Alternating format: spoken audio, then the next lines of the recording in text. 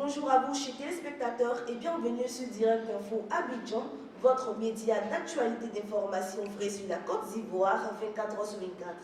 Pour cette interview, aujourd'hui, notre regard s'est porté sur Serge Kroba, membre du bureau politique de l'UDPC. Bonjour, monsieur. Bonjour, madame. Eh bien, on remarque que votre parti est en conflit depuis un moment. Alors, en votre qualité de membre du bureau politique de l'UDPC, comment va votre parti actuellement? Nous allons bien comme tous les partis en Côte d'Ivoire. Nous ne faisons pas exception. Aujourd'hui, quelqu'un disait, c'est pourquoi j'aime bien l'album de Sans faire de publicité de mes amis, qui dit qu'aujourd'hui, tous les partis ont deux tranches. Il y a deux RDR, il y a deux PDCI, il y a deux UDPCI, il y a deux même FPI. Et donc, nous allons bien. Et je pense que c'est pour porter des clarifications que vous êtes là. À travers vos questions, nous essayerons d'orienter un peu la population et ce qui se passe en interne ici. Sinon, nous allons bien. Et au-delà de ce que vous dites, il se trouve que votre président, le Dr Mabou Touaklus, est en proie à des dissensions internes au sein de son parti. Avant et après le débat du Dr Mabou Touaklus du gouvernement le 13 mai 2020, quel est le statu quo au sein de votre parti?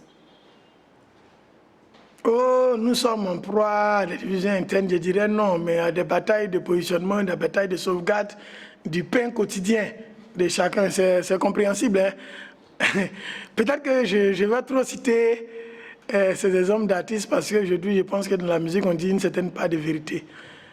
Pour nos postes, nous avons décidé de trahir l'héritage de nos parents. Et dans tous les partis, il y a ce type de personnes. Nous avons des cadres, bien sûr, des hauts cadres du parti, nos responsables, qui, depuis lors, avaient souhaité que nous restions avec le RHDP dans le sens de garder leur portefeuille ministériel, ou bien de garder leur poste, ou bien de se faire réélire dans leur circonscription. Bon, je crois que l'intérêt qui doit primer, c'est l'intérêt du parti. Restons au RHDP. Sans être candidat, veut dire que l'UDPCI n'existe plus. Avons-nous donc trahi l'héritage du président Guy Robert? On ne peut pas le faire. On ne peut pas le faire. Vous avez entendu des personnes dire que l'UDPCI n'existe plus. Aujourd'hui, certaines personnes se présentent comme issus, ils sont du RHGP, issus de l'UDPCI. Bon, nous allons bien.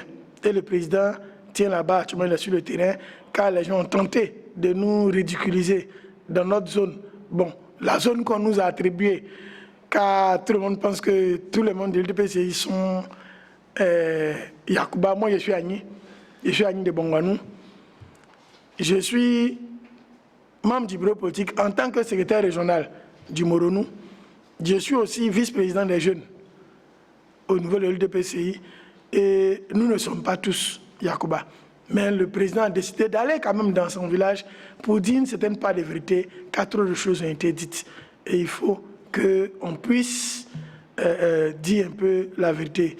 Ceux qui sont partis, je dirais même ceux qui disent soutenir l'autre, aussi disent être là, ou bien disent le faire pour ne pas être envoyés, ou bien pour ne pas avoir de gens, ils veulent dire sont des pressions, mais je pense que le DPCI va bien, le DPCI existe bel et bien. À en croire certaines indiscrétions, le président Maboui affiche sa volonté de candidature à la présidentielle. Quelle est votre réaction? Il va se prononcer là-dessus. D'accord. Le Premier ministre Gon Coulibaly est rentré de son séjour médical à Paris. Il est le candidat du RHDP. Peut-on aujourd'hui avoir la position réelle de l'UDPC pour l'heure officielle, membre du RHDP, bien sûr? Oh, nous donnons grâce à Dieu. Nous rendons grâce à Dieu qu'il soit revenu, car plusieurs personnes avaient décidé de l'enterrer. Mais au-delà du jeu politique, je dis bien jeu politique, car c'est un jeu. L'intérêt qui doit primer, c'est la vie humaine. Et si M. Gon est revenu de Paris, nous rendons grâce à Dieu, nous disons Dieu merci. Et nous remercions l'ensemble du corps médical français, en plus de ceux de la Côte d'Ivoire qui l'ont appuyé, pour avoir amené le lion. C'est comme ça qu'on l'appelle, le lion. Bien sûr, bien sûr. Voilà, parce qu'il faut que nous soyons complets, car si nous devons parler d'élection, nous devons parler du pays, il faut que l'ensemble des fils de la Côte d'Ivoire reviennent en Côte d'Ivoire. Je dis bien l'ensemble des fils de la Côte d'Ivoire reviennent en Côte d'Ivoire. Lui, il est revenu, on dit Dieu merci, on souhaite encore que sa santé s'améliore, car je me dis que la campagne, c'est un jeu de vérité. et que pendant la campagne, s'il n'est pas là, on ne saura pas ce qu'il y a. Mais il est là, nous sommes contents. Et je tiens à répéter, quand vous avez dit en tant que RHDP, moi je suis DPCI. Voilà. Le président qui viendrait se prononcer là-dessus, mais s'il était toujours RHDP, je ne crois pas qu'on l'aurait enlevé du gouvernement. Je ne crois pas qu'une frange de personnes dit envoyée par le RHDP serait en train de le vilipender ou bien de le dénigrer dans le ton. Oui, je ne crois pas. Aujourd'hui, on attend de nous qu'on parle. On attend de nous qu'on dise qu'on n'est plus là. Mais je veux dire, quand ta femme décide de te quitter, tu sens ça, elle n'a pas besoin de te dire mauvais. Ça se voit à travers ses actes. On nous a dit de dire qu'on soutient Gon. On dit qu'on ne soutient pas Gon. On n'a rien dit qu'on va consulter la base. Tu dois comprendre que ou bien la population doit comprendre qu'il y a quelque chose. Quand on fait remaniement, quand on nous retire du gouvernement, on doit comprendre que ceux qui doivent avoir notre réponse là, ils ont la réponse. Ce n'est pas forcément sur la place publique que nous allons nous asseoir. Le RGP est un enfant que nous avons tous fait et nous l'assumons. On a certes peut-être des regrets sur les choix qu'on a portés, mais le RHDP, à un moment donné, pour nous, était le bon outil pour la démocratie en Côte d'Ivoire. Nous ne savions pas, comme l'autre le disait, où on allait. Mais on est allé, c'était une belle aventure, mais à un moment donné, il faut se ressaisir et il faut penser à la Côte d'Ivoire. Notons que le jeudi 20 juin 2020, le Parti démocrate de la Côte d'Ivoire, c'est-à-dire le PDCI, a officiellement indiqué que le président Bédi est son candidat à la présidentielle. Quelle est votre réaction? Et nous disons Dieu merci. On dit chez nous que lorsque quelqu'un porte son pantalon, ce n'est pas à toi ça sert. Et donc chacun a ses préoccupations. Et le président Bédi a dit être candidat pour racheter l'erreur qu'il a commise en soutenant son frère d'hier, aujourd'hui son premier dénigrant. C'est le PDCI, ce sont les affaires du PDCI, ce sont les cuisines internes du PDCI. Nous sommes l'UDPCI et comme j'ai dit, notre président se prononcera sur sa candidature ou pas, mais nous vous rassurons que l'UDPCI existe bel et bien et existera bel et bien. Et que pour exister, il faut être candidat. C'est bien, depuis plus d'une semaine, les inondations, notamment à Abidjan, font de nombreux dégâts humains et matériels. On dénombre à ce jour officiellement au moins 27 décès liés aux inondations. Ce qui nous rappelle les 2 années précédentes, sans que les solutions préventives fiables ne soient de mise. Alors, quel commentaire vous suscite cette situation finalement récurrente? Je veux dire que, Dieu merci, je suis responsable d'une structure de secouristes. Et nous savons que ce n'est pas une réalité qui incombe seulement la Côte d'Ivoire, non. Ce n'est pas seulement en Côte d'Ivoire. Même en France, il y a des cas comme ça. Je crois qu'en Colombie, dans la plupart, dans certains pays en tout cas, qui sont où la pluviométrie, ce sont des questions qui sont liées au changement climatique. Je ne dirais pas que nous, le PCI, on a des solutions miracles qui vont faire que du jour au lendemain, l'eau va arrêter de tomber et que les gens ne vont plus mourir. La bonne solution, je crois, et je tiens à féliciter le président Alassane pour cela, c'est de détruire toutes les zones à risque. Bien en précisant que souvent il y a des zones qui sont dites pas à risque, mais où le mal peut arriver. Une zone à risque n'est pas forcément un quartier précaire. C'est là-dessus que je veux revenir, sur la décision du gouvernement de casser l'ensemble des quartiers précaires. Alabra n'est pas un quartier précaire. La rue Ministre n'est pas un quartier précaire. On voit des constructions sur la route de Benjerville. Ce ne sont pas des quartiers précaires, ce sont des résidences immobilières, des cités immobilières qui sont construites, mais où? Dans des bas-fonds, dans des passages d'eau. Il faut qu'on prenne des dispositions. C'est vrai, on a besoin de terre, mais on n'est pas obligé de construire là où l'eau passe. Il faudrait qu'on pense à la vie humaine dans nos œuvres de bâtisseurs ou bien de construction, mais il faudrait que pour la question d'eau, déjà nous voulons nous souhaiter déjà, je vais dire, nos condoléances aux familles attristées et puis à toutes les victimes de ces pluies. Mais la pluie, c'est, je vais dire, une action qui vient de la nature, qui vient de Dieu, quelqu'un le dirait. Et donc c'est à nous, hommes, de prendre des dispositions pour ne pas se mettre sur la route de l'eau. D'accord. La chambre d'appel de la Cour pénale internationale a tenu 3 jours d'audience du 22 au 24 juin 2020 à La Haye, dans le cadre de la suite du procès du président Laurent Gbagbo et du ministre Charles Blé Goudé. Ce rendez-vous qui semblait susciter de l'espoir au sein de la classe FPI n'a pas finalement abouti à ce à quoi l'opinion s'attendait légitimement, bien sûr. Alors, quelle est votre opinion face à cela? J'ai tout à l'heure dit ma joie de voir le Premier ministre Gon revenir au pays et j'ai dit que l'ensemble des enfants de la Côte d'Ivoire doivent revenir pour qu'on parle réellement de la réconciliation. Je pense que parmi ces enfants, l'un des illustres enfants de la Côte d'Ivoire, c'est le président Gbagbo Laurent et son ministre Charles Blé Goudé. Pour moi, nous tous on doit venir pour ces élections de 2020. Là. Nous tous on doit être là. Et puis nous allons compétir, nous allons chacun défendre ce qu'on a ou bien ce qu'on prévoit pour la Côte d'Ivoire. Car aujourd'hui, dans le débat, si on suit bien, personne ne parle encore de programme. On parle de personnes. On parle de personnes, on parle d'héritiers, on parle de tout, sauf de ce que chaque candidat va faire pour la Côte d'Ivoire. Je pense que pour que ce débat tienne, je souhaite vivement que le président Gbagbo et son ministre Charles Blé Goudé reviennent au pays. Si ils ont été acquittés, je crois que rien ne doit encore les empêcher de venir au pays. Ils sont allés parce qu'on estimait qu'ils avaient commis des crimes contre l'humanité et l'humanité dit qu'ils n'ont rien fait. Bon, quel est le problème? Pour moi, je pense que la CPI doit arrêter d'être manipulée par nous politiciens et que la vérité qui a été dite soit exécutée. Déjà, depuis le jeudi 28 mai 2020, Laurent Gbagbo et Charles Blé Goudé peuvent être librement dans 23 pays. Voilà, le statut de Rome dans la Côte d'Ivoire au terme de lever des restrictions de liberté décidées voilà, par la chambre d'appel de la CPI. Mais il se trouve que les deux acquittés par la chambre de première instance de la CPI ont écopé par contumace, y compris vous, d'une peine de 20 ans en Côte d'Ivoire. Laurent Gbagbo a introduit le 3 juin 2020 une demande pour entrer au pays. Cette demande a été remise aux autorités ivoiriennes le 10 juin 2020. Selon vous, pourra-t-il rentrer vraiment au pays? Bon, puisque ce n'est pas à nous qu'on a remis le courrier, et que nous ne sommes pas ceux qui décidons, mais notre avis est simple. Qu'est-ce qu'on appelle l'accoutumance? L'accoutumance, c'est le fait qu'un individu s'échappe ou bien refuse de venir à son procès. C'est ce qu'on appelle accoutumance. Donc, on en est quelqu'un par accoutumance, veut dire que j'ai fui le pays et que j'ai été informé de mon procès et que je ne suis pas venu. Dans ce cas de figure, il n'y a pas de accoutumance. Il n'y a pas de accoutumance puisque c'est la Côte d'Ivoire même qui l'a remis aux autorités de la Haye par rapport au statut de Rome auquel nous avions signé. Tu ne peux pas envoyer quelqu'un et puis dire qu'il est absent.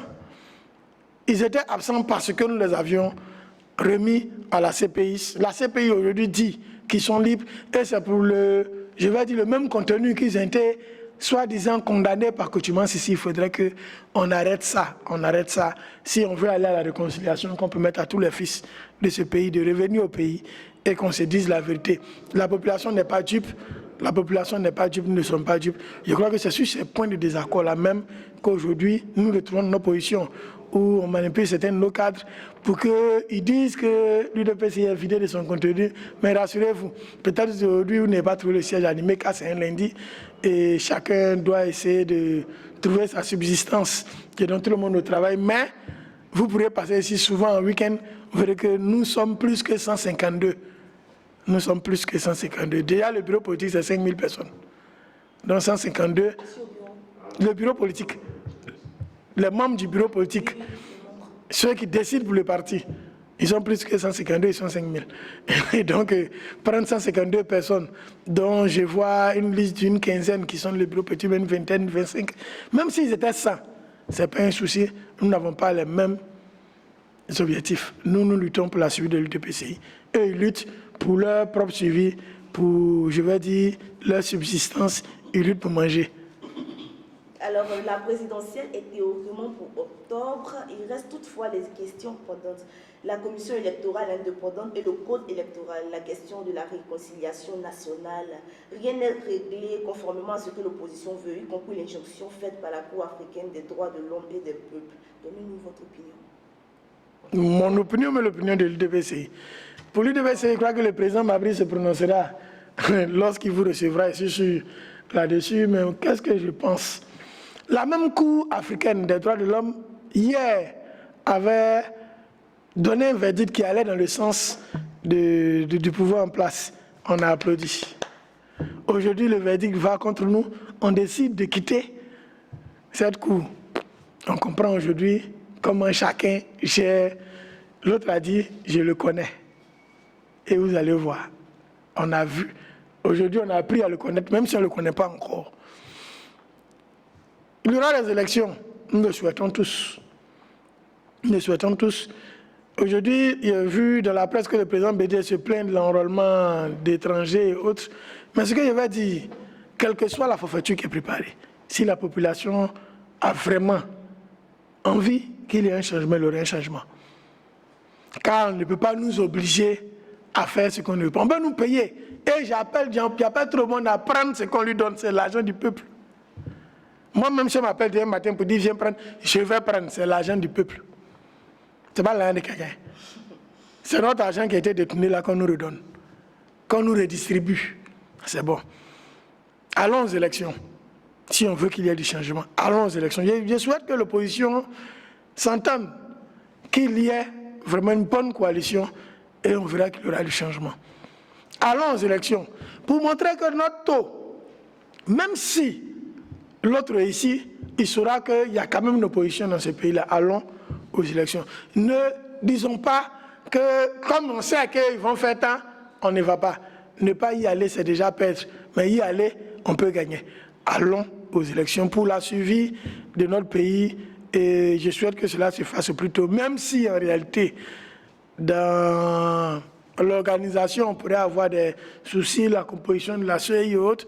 Mais je crois que c'est déjà fait. C'est le peuple qui décide. Ce n'est pas un politicien qui décide. Que le peuple s'engage à aller aux élections et fasse son choix.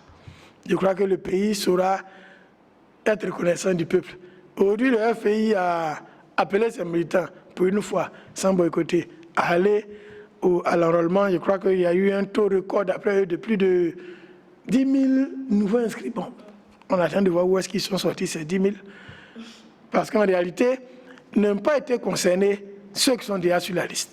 Étaient concernés les femmes qui veulent changer leur nom par rapport à la situation de mariage, les nouveaux électeurs, et puis ceux, bon, les anciens électeurs qui n'étaient pas sur la liste aussi, et puis ceux qui voulaient changer de lieu de vote. Par exemple, ils votaient au couleur moderne de Divo, aujourd'hui, ils décidaient d'aller voter à Bongwanou. Donc j'étais obligé, mais là, je ne suis même pas dans le centre, on le fait en ligne. Et on l'a fait. Et donc, 10 000, bon, c'est bon. On attend la suite. D'accord, le temps qui nous est imparti est pratiquement déchu. Quel appel voulez-vous lancer à toutes ces personnes qui vous suivent en ce moment? Je veux déjà vous remercier votre organe de presse, remercier le grand frère qui nous a mis en contact, remercier le président du parti, remercier l'ensemble des militants du parti, et remercier même ceux qui ont fait qu'aujourd'hui, je vous vois, ceux qui disent avoir créé, après un conclave, un soutien au président. Ils ont fait notre visite aujourd'hui. J'ai la chance d'être devant vous grâce à eux. Et donc, sans le vouloir parler de moi, c'est faire ma promotion. C'est pourquoi depuis, je ne dis pas non de quelqu'un. Et donc, ils nous ont fait notre promotion en disant qu'ils sont militants issus de l'UDPCI. Mais sachez que la Constitution ivoirienne nous donne le droit et la liberté de réunion. Et donc, chacun est libre de se réunir où il veut, quand il veut, comme il veut. De ce fait, on peut intégrer un parti politique et demain, on peut le quitter. On peut décider de soutenir Mabri aujourd'hui et puis demain soutenir Ngon. Et donc, nous ne les envoyons pas, nous ne voulons pas. Et demande à tous les militants de garder toujours le bon ton et de leur dire merci, au moins de s'être prononcé. Mais le président avait souhaité consulter la base de cette consultation en cours, mais en tant que c'était réunion de Moronou, je pense que ceux qui devaient être au Congrès avec nous, pour dire non, restons avec Gon, ont décidé de ne pas aller au Congrès, ont décidé de dire en même temps leur volonté, et ils sont 152. Le reste, nous voulons qu'il soit candidat, donc je n'ai même plus besoin d'un Congrès. Je lui demande de venir incessamment devant vous. La presse dit qu'il est candidat. Et je crois que ça se fera. Alors, il faut rappeler que nous étions en compagnie de Serge Kroba, membre du bureau politique de l'UDPCI. Merci, chers téléspectateurs. Merci à vous. Merci à vous. Ensuite, deux programmes sur Direct Info. Merci.